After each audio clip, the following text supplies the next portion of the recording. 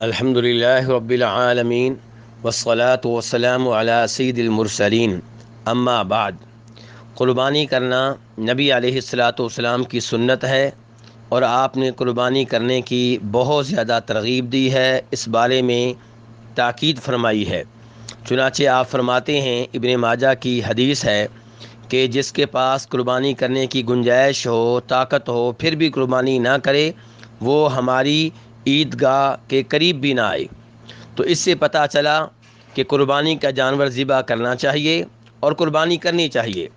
خود نبی علیہ الصلاۃ والسلام کی یہ سنت ہے، آپ کا طریقہ ہے، آپ عید الاضحیٰ کے موقع پہ قربانی کا جانور ذبح کیا کرتے تھے۔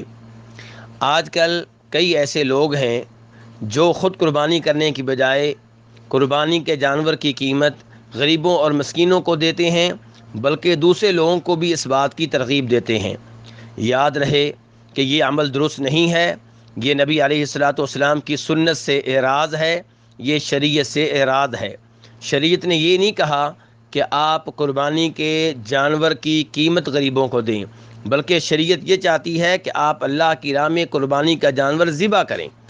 تو قربانی کا جانور ذبح کرنا نبی علیہ الصلاۃ والسلام کی سنت ہے، اور باقی رہا غریبوں کا بھلا کرنا، ان کے ساتھ اچھا سلوک کرنا، تو اس کے لیے یہ طریقہ اختیار کیا جا سکتا ہے کہ آپ اللہ کی راہ میں قربانی کا جانور ذبح کریں اور پھر اس کا گوشت غریبوں اور مسکینوں میں تقسیم کریں، تاکہ عید کے موقع پہ وہ بھی قربانی کے جانور کا گوشت کھا سکیں۔ اور غریبوں کی مدد کرنے کا ایک طریقہ یہ بھی ہے کہ آپ قربانی کا جانور ذبح کریں اور اس کے ساتھ ساتھ آپ غریبوں کو اتنے پیسے دیں کہ وہ بھی قربانی کا جانور ذبح کر سکیں۔ لیکن یہ کہ خود آپ قربانی کا جانور ذبح نہ کریں اور اس کی قیمت غریبوں اور مسکینوں کو دے دیں، تو یہ نبی علیہ الصلاۃ والسلام کی شریعت سے اعراض ہے اور یہ درست نہیں ہے، یہ بہت ہی خطرناک سوچ ہے۔ اللہ تبارک و تعالیٰ سے دعا ہے کہ وہ ہمیں نبی علیہ الصلاۃ والسلام کے طریقے پہ چلنے کی توفیق عنایت فرمائے۔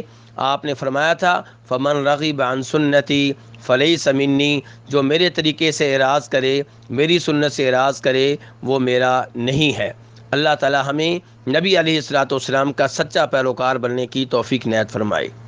دینی رہنمائی کے لیے ہمارے چینل کو سبسکرائب کر دیجئے اور گھنٹی کے نشان کو دبا دیجئے تاکہ آپ کو مزید قیمتی ویڈیوز ملتے رہیں۔ جزاک اللہ خیر۔